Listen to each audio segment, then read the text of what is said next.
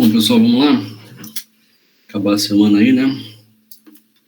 Pra que a gente possa começar nosso fim de semana hoje ainda, né?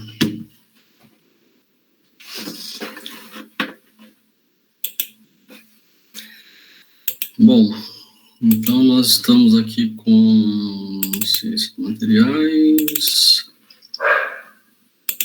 capítulo 6.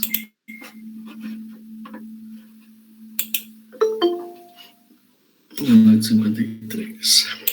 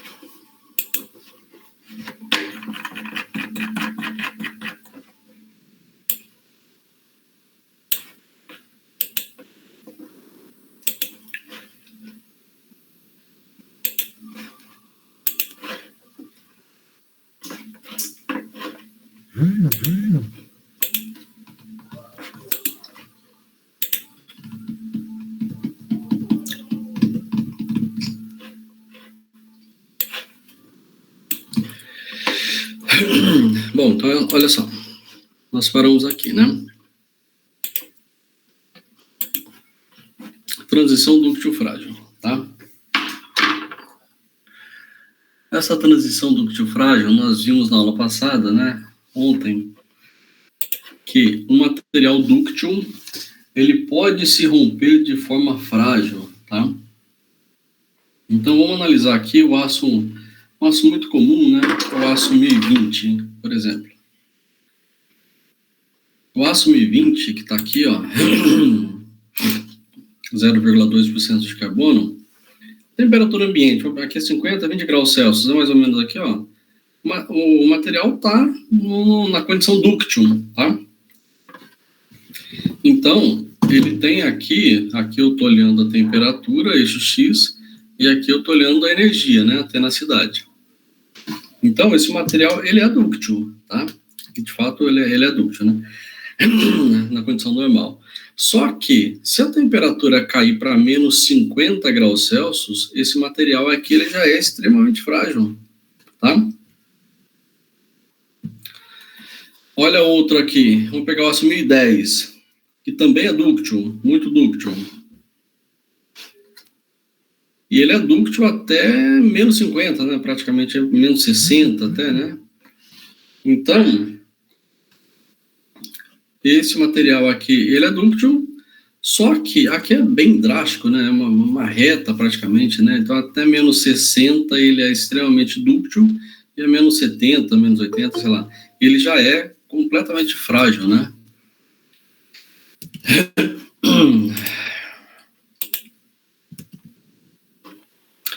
O aço aqui com 0,01% de carbono, né? Ele vai até menos, a temperatura menor aqui, em termos de ductilidade. Mas quando vai aumentando o teor de carbono, observe o seguinte. A temperatura de transição, ela vai aumentando e a ductilidade aí vai diminuindo, a tenacidade, né? Desculpa. A tenacidade vai diminuindo. A tal forma que quando a gente pega aqui o aço 1070, né? Isso daqui, 0,7 mais ou menos por cento de carbono, ele já é frágil, né? A tenacidade dele, em alta temperatura, já é frágil. E se diminui a temperatura, também diminui a tenacidade, mas não de forma tão grosseira como esses casos aqui, né? Então, vale a regra, né? Se o material se aumenta o teor de carbono, o material fica mais resistente. Se fica mais resistente, fica menos tenaz, tá? Mas esses materiais aqui, esses aços, né, são todos aços aqui, variando aí o teor de carbono, eles são materiais que apresentam a transição dúctil frágil, conforme nós vimos na aula passada, né? Então, são materiais dessa forma, né? CCC que apresenta a transição dúctil frágil. Se fosse alumínio, né, a liga de alumínio, ele não tem essa transição. Ele seria semelhante a esse daqui, né? Semelhante a esse, praticamente que vai descendo gradativamente, só que com alta tenacidade, ele iria descer por aqui, tá? Diminui a temperatura, diminui a tenacidade, mas não com essa transição. Aqui é um material, é um aço, né? Avaliando o comportamento do manganês. Então, 0% de manganês. O aço, ele tem esse comportamento. Ele é dúctil até 125 graus Celsius. Aí. A temperatura ambiente, ele já é material, né, para essa especificação, é um material frágil. Se colocar mais manganês, vou colocar 2% de manganês. O que ele fez com a transição dúctil frágil? Ele aumentou a tenacidade e diminuiu muito aqui a temperatura de transição, de tal forma que temperatura ambiente, 0 graus Celsius, até menos 25 graus Celsius, o material tem uma tenacidade elevada, tá? Então, o acréscimo de manganês aí, olhando só pelo aspecto de tenacidade, esse é bom. Tá? O titanic. Esse é um aço usado atualmente, o aço A36, bastante utilizado na indústria naval. Esse é um detalhe do aço Titanic, né? Do aço usado lá na época, né?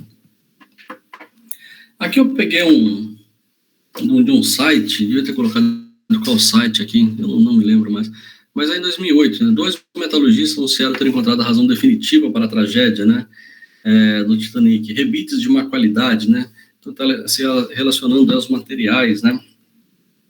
Olha só, então aqui o aspecto da fratura do Titanic, isso aqui é uma inclusão, né, um corpo estranho aí, né, uma impureza. E isso daqui dá para observar que isso aqui é uma ponta, né? Se o material não estiver sujeito a um esforço, isso daqui é o início de uma trinca, né? O material pode se propagar, a trinca pode se propagar a partir dessa inclusão, né? Mas olha só, um ensaio de titanicidade, né? Pela temperatura. Então aqui nós temos o Titanic, né? E hoje um aço que é o aço A36. De cara a gente observa que esse aço atual, ele é muito mais tenaz, né, do que o aço usado no Titanic, pelo menos o dobro aí, né, passando aqui de quase 100 para mais de 150, mas o detalhe é o seguinte, o Titanic ele bateu no iceberg, a temperatura da água naquela região lá estava em torno de 4 graus Celsius, né, então estava aqui, ó, nessa temperatura, o material que nos 50 graus Celsius não era tão crítico, né, mas a 4 graus Celsius é extremamente crítico aqui, material muito frágil, de tal forma que se o material tiver o início de uma trinca, essa trinca se propaga com muita facilidade, né? Um material muito frágil. E o aço A36 ainda está numa região boa aqui de ductilidade, né? Então observe que a 0 grau, né, um pouquinho mais aqui, 4 graus Celsius, ele estaria no valor mais ou menos do Titanic em alta temperatura, 100 graus Celsius, né? Tá. Então, essa tenacidade aí para um material que vai sofrer impacto, né? Essa fragilidade ele é muito importante, né? Alguma dúvida aqui? Fratura, nós acabamos, tá? Tem alguma dúvida com relação à fratura dúctil, fratura frágil? Posso mudar de assunto?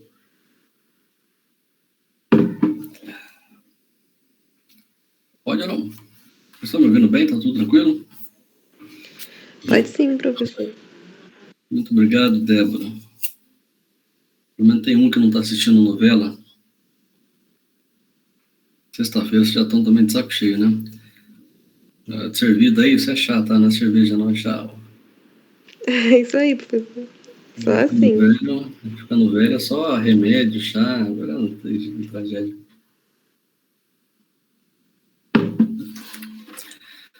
Ok? Posso ir para outro assunto, então? Vou continuar com fluência, tá? Então, falei ontem, as falhas, infelizmente, aí, né, um termo muito ruim que foi usado aí, falhas todas, né, nos femininos, né, deveria ter trocado, aí se fosse eu, com certeza teria trocado, né, não deixaria as falhas todas femininas, né, de forma alguma. Mas uma é fratura, e agora nós vamos para a fluência, e depois para a fadiga, tá? A fluência ocorre em material colocado em alta temperatura, tá? Então, o conceito básico de fluência, toda vez que a gente pensar em fluência, é temperatura, tá? Esse é o princípio básico aí. E quando que ele sofre fluência? Ele sofre a partir de 40% da temperatura de fusão, temperatura absoluta de fusão do material. Essa temperatura absoluta que está aqui é a temperatura em Kelvin, tá? Só para a gente ter uma noção aí. Mas, então, olha só. Deixa eu ver se eu acho um gráfico aqui, só para esse gráfico, ó. Tensão admissível. Qual que é a tensão que o material suporta? Ele está uma tensão relacionada à temperatura. Quando cai a temperatura, quando aumenta a temperatura, o material está exposto... Espera aí, pessoal, só um minuto. Espera só um minuto, pessoal, espera aí.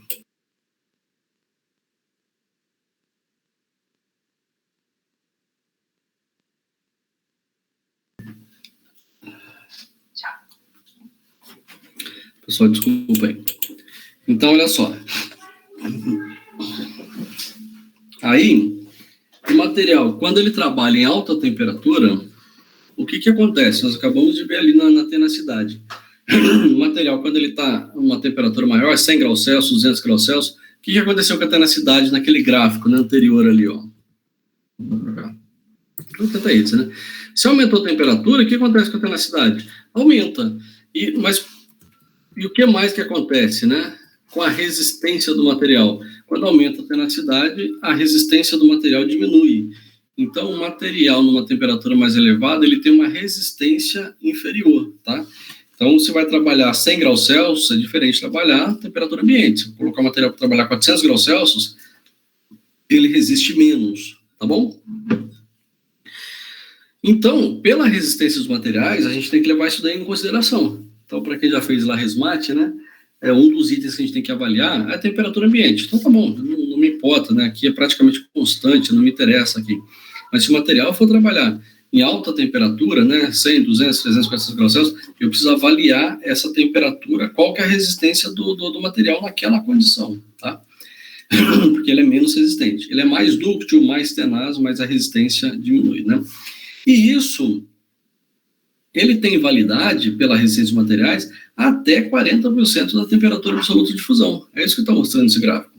Que a partir de uma temperatura, eu não vou mais calcular só pela resistência, eu vou para um outro conceito, que é o que a gente está falando aqui agora, né, de fluência, tá? Então, essa temperatura que está aqui, ó, 40% da temperatura absoluta de fusão. Então, vamos imaginar aí que um material qualquer se funde a 1000 graus Celsius, tá? Deveria passar para Kelvin, mas só para ficar claro aqui. 1000 graus Celsius. Se a temperatura for até 400 graus Celsius, ele vai estar na condição normal de resistência dos materiais. Uma resistência inferior, mas é uma condição natural lá do material. Porém, se a temperatura vai ser maior do que esses 400, aí sim a fluência ela passa a dominar, né? E o cálculo não é feito igual a gente faz lá na resistência, tá? Tem que levar em consideração a fluência. E a fluência depende do quê? Temperatura, evidentemente, né? Aqui a gente chama até um triângulo, né? 3 T's, né? Tensão, temperatura e tempo. Então, para ocorrer fluência, o material tem que estar em alta temperatura, sujeito ao esforço, uma tensão interna, e ao longo do tempo ocorre esse fenômeno chamado fluência, tá? Então, essa é a condição para o material sofrer fluência. E um detalhe, fluência é o quê? Deformação permanente, não sei se dá para perceber, mas aqui está negrito, né? Acho que não está claro aí. Mas deformação permanente. E aqui se difere da resistência dos materiais. Resistência dos materiais, o material não sofre deformação permanente. Tá? A gente sempre considera a região elástica para o material. Aplicou tensão, ele deforma. Tirou, ele volta para o zero, né? Então, é uma deformação elástica. Tirou, ele volta para o zero. Mas a fluência não tem jeito. A fluência é uma deformação permanente. Isso significa que todo material sujeito à fluência, ele vai começar uma deformação e essa deformação vai se propagar até a ruptura, tá? E aí a gente tem que tentar descobrir qual que é o tempo de vida útil do material sujeito à fluência, já que a gente sabe que ele tem uma vida útil, tá? Aqui, claro, plásticos extremamente sensíveis, né? Esse já foi. E esse é o gráfico de fluência. É o segundo gráfico. Nós vimos na aula passada, até na aula de hoje, né? O gráfico de fratura, né? Fratura dúctil, fratura frágil, é a transição. E esse é um gráfico de fluência. O que esse gráfico mostra para a gente? Eixo Y, aqui está deformação. Esse Y aqui é de deformação. Eixo X, tempo. Quanto que é o tempo? E esse tempo é tempo de vida útil do material, tá? Então, aqui o material rompeu. E esse TR está mostrando assim, qual que é a vida desse material, né?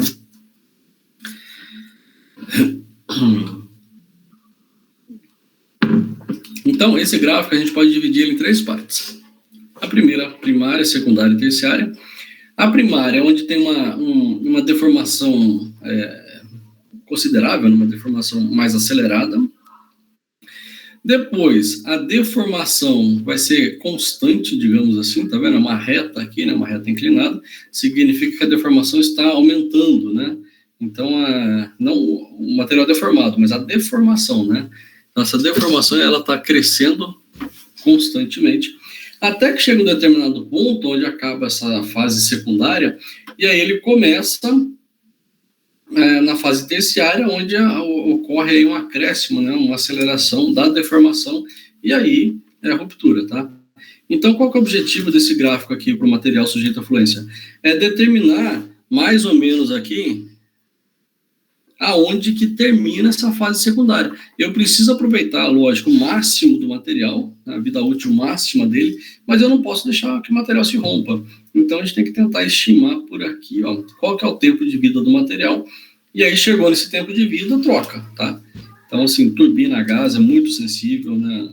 Alta temperatura, está sujeito a alta temperatura, né? Que é o helicóptero, né? O helicóptero tem turbinas a gás, avião, né? A própria plataforma tem. Então, esse tempo aqui é que a gente tem que determinar, e chegou naquele prazo ali para manutenção, tira a peça, joga fora, coloca outra no lugar, tá? Então, aqui nós temos uma deformação instantânea, porque ele está sujeito à tensão. Depois, ao longo do tempo, o material sofre essa deformação aqui, esse acréscimo de deformação, tá? Agora, quando eu olho para cá, o que eu vejo? Tempo e aqui deformação. Só que a gente precisa de 3 conceitos, né? Olha lá, o tempo apareceu. Mas cadê a tensão e a temperatura, né? E é isso que está mostrando nesse gráfico aqui, ó. Então, esse gráfico está me mostrando o seguinte, ó. Se a temperatura do material for inferior a 40% da temperatura absoluta aí de fusão, o que vai acontecer? O material vai ter aquela deformação inicial devido à tensão, e depois, quando que ele vai romper por fluência? Ele não vai romper nunca. Ele é constante, a deformação ela deformou e parou, ela estabilizou. Aí não é fluência, aí é resistência dos materiais, tá? Aí outro assunto. Mas, se a temperatura é maior que esses 40%, aí nós vamos ter essa reta verde aqui, ó, essa curva verde aqui, ó. Chegou nesse ponto, o material rompeu, acabou a vida útil dele. Então aqui eu consigo enxergar o tempo e aqui a deformação. Só que, e se a temperatura aumentar? Imagina que aqui esteja 500 graus Celsius. Você passar para 600 graus Celsius, o tempo de vida útil diminuiu. Passar para 700 graus Celsius, diminui mais ainda, tá? Então, quanto maior a temperatura, tá vendo? T3 maior que T2, que é maior que T1, quanto maior a temperatura de exposição, o material vai ter uma vida útil menor, tá? E aqui tá a temperatura ou a tensão. Então, se a tensão do material também aumentar, P3, a tensão aqui, o sigma 3, maior que 2, maior que 1, a vida útil do material também diminui, tá? Então, assim, quanto maior a temperatura ou quanto maior a tensão, pior vai ser em termos de vida útil do material. Aqui, esse gráfico, ele tem um parâmetro, né? Isso daqui eu não vou cobrar em prova, não, né? Fica aí só para conhecimento mesmo. Ele tem um parâmetro de Larson-Miller. Deixa eu ver. Aqui, ó. Vamos ver esse exemplo aqui. Um ferro, um material qualquer, S520, estime o tempo de vida até a ruptura para um componente que está submetido a uma tensão de 140 megapascal, 800 graus Celsius. Então, o que esse parâmetro de Larson-Miller diz? Essa é a equação que ele utilizou. Qual que é a temperatura do material? 800 graus Celsius, transformado aqui para Kelvin, né? Temperatura absoluta. O C é uma constante, acho que está escrito lá atrás. Ah, não, C está... É isso aí. O C está lá atrás, no outro slide. E esse tempo é que eu vou calcular, ó. Só que o que é o parâmetro de Larson-Miller? O parâmetro, ele sai daqui, ó.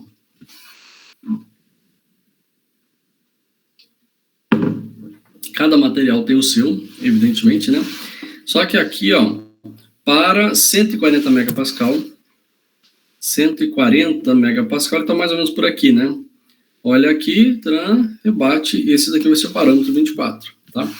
Que é o que está aqui, ó, 24 vezes 10 menos 3, né? Tem uma potência aqui embaixo, tá? E esse C é uma constante, vale 20, né? Então, esse P, a gente tira lá daquela equação, do gráfico, depende do material, evidentemente, né? Esse daqui é para um material. A temperatura é a temperatura absoluta, o C é uma constante, e aqui é o tempo de vida útil do material. Então, é isso que está falando. Se o material estiver sujeito a 140 megapascal e 800 graus Celsius, tensão elevada e temperatura elevada também, esse material vai ter uma vida útil aí que não chega a 10 dias, né? Ele vai romper por fluência, tá? Então, é uma estimativa de tempo aí, de acordo com esse parâmetro. Tá bom? E esse material, lógico, né? Pessoal, vocês estão vivos aí? Tá tudo bem? Tudo bem, professor. Obrigado. Tá no intervalo da novela, Débora? Por isso você ligou aqui? Nada, eu tô aqui ainda. Tá bom, daqui a pouco eu paro, tá? 8h30, né? Chegando sexta-feira a gente já vai almoçando.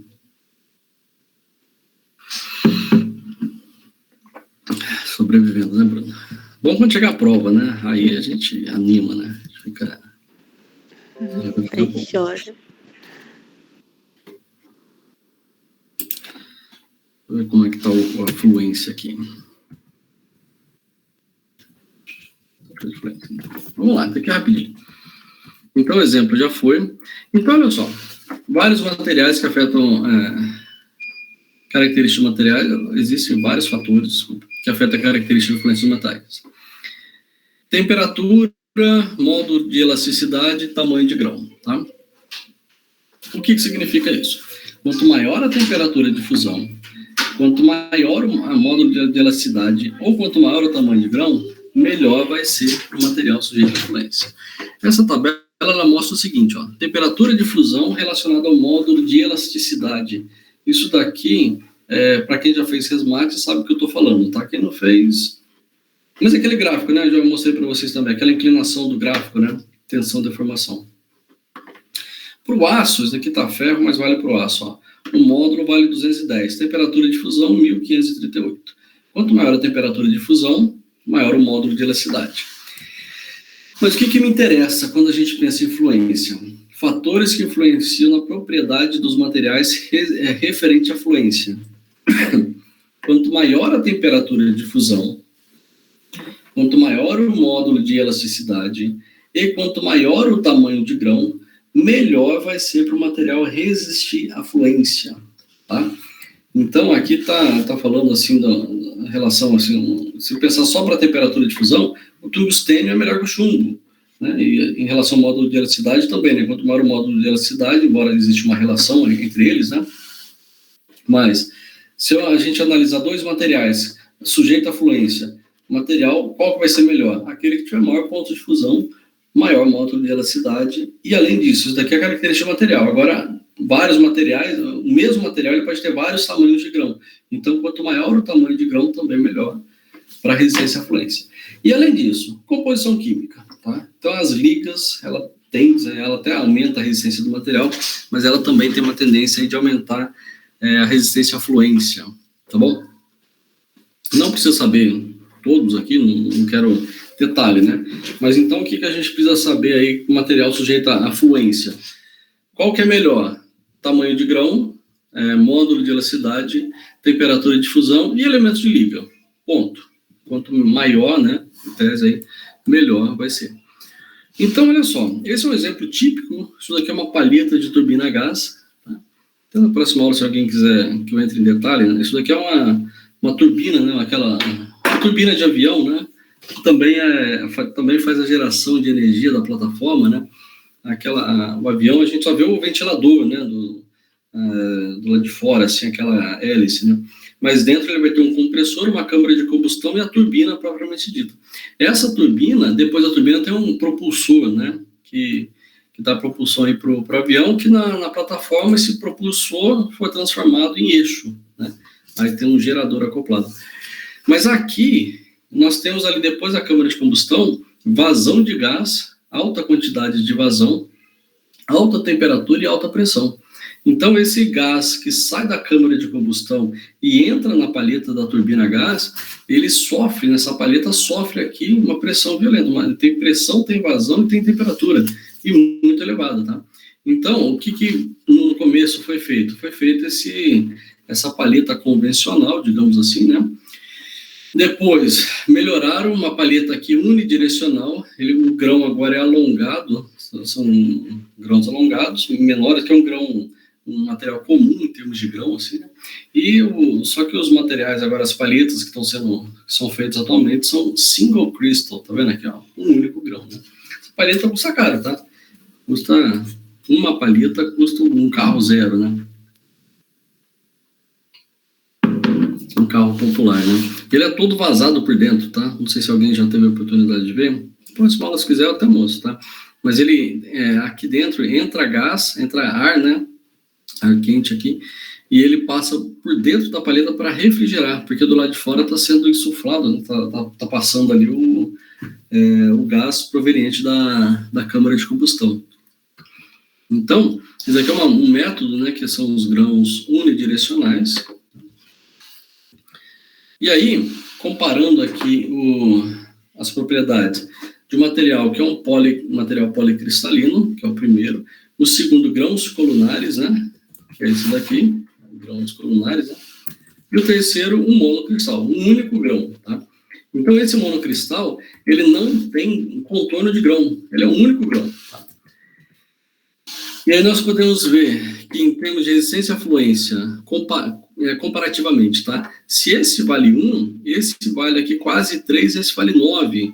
Ou seja, um monocristal é 9 vezes mais resistente, né? Fadiga, de 1 pulou para 6 e pulou para 9 também. Resistência à corrosão, de 1 aqui passou para 4, né? 4 vezes mais resistente. Então, o monocristal ele é um material, não é à toa que é caro, né? Mas ele é um material que tem qualidades muito interessantes para ser usadas aí. Esse aqui é um tubo, um tubo provavelmente é de caldeira. Sabe aquelas caldeiras, né? Geradores de vapor, né? Mas a gente chama de caldeira, não toda não, mas muitas empresas têm uma caldeira para gerar vapor, né? Então, isso daqui, dentro dessa caldeira, tem lá um gás, né? Um aquecimento, digamos assim, e dentro dessa caldeira tem lá as tubulações, passando água dentro, né? E aí vai esquentar essa água. Então, esse material aqui, ele tem tensão, porque ele está todo cheio de água, né? Então, ele tem tensão no material. Ao longo do tempo, essa caldeira tem uma vida útil, essa tubulação tem uma vida útil, né? E está sujeito à fluência, a alta temperatura, tá? E aí, esse daqui, o material rompeu, né? Tem uma abertura aqui por fluência, ou seja, começou a deformar e a deformação é permanente. Então, mesmo que você tire esse tubo aqui da caldeira, ele volta a deformação, claro, né? A dilatação, né, do material, ele vai voltar, baixou a temperatura, mas ele não volta como era antes, a deformação é permanente, tá? Então, em resumo, se o material vai estar sujeito à fluência, o que a gente espera dele? Que ele tenha alta temperatura de fusão, né? Propriedade dele, alto módulo de elasticidade, alto tamanho de grão e, além disso, composição química, tá? Então, aqui, ó, então agora a gente consegue entender, ó, por que o material ele é limitado, né? A gente tem algumas limitações em temperatura dos materiais, né? Por exemplo, eu quero utilizar um aço carbono. Qual temperatura que eu posso usar? Eu posso usar aqui pressurizado ou não pressurizado. Tem uma limitação aqui, tá vendo? Aço inox, 800 graus Celsius, 500. Tal. Então, se você olhar em caldeira, em turbina a vapor, por exemplo, os materiais das turbinas a vapor, o vapor que vai na turbina a vapor, ele tem uma limitação. 400 graus Celsius, 450 graus Celsius. E nesse caso, assim, tanto a turbina a vapor quanto a turbina a gás, quanto maior a temperatura, melhor. Mais potência gera, mais eficiente é a geração, né? Só que ele tem limitações, né? E uma das limitações é a temperatura, que daí o material, aí ele sofre outro problema, né? Aí o material aumenta a eficiência, mas perde vida útil, que também não adianta nada. Ou muda o material, né? Se ao invés de usar um aço normal, eu vou pegar um aço inox aqui, um 310, só que daí o preço também vai ficar bem mais elevado, tá? Com relação à fluência, pessoal, alguma dúvida?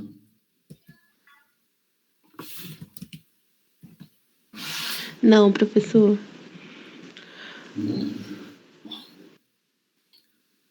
Tranquilo, né, Débora? A única aluna da sala é a Débora. Depois você passa um WhatsApp para os seus amigos aí sobre o assunto da aula, por favor. Obrigado, Thiago. Não sei se a turma tem grupo. Se não tem, vai ter. Daqui a pouco a prova está chegando, né? Aí aparecem os grupos aí.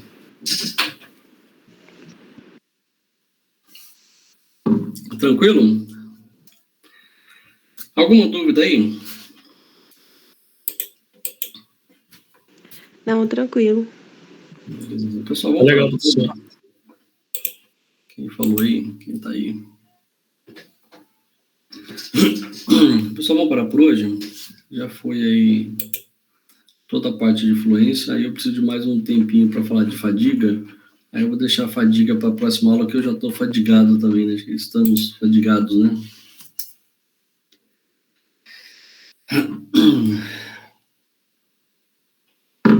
Beleza? Podemos parar? Vamos testar, professor.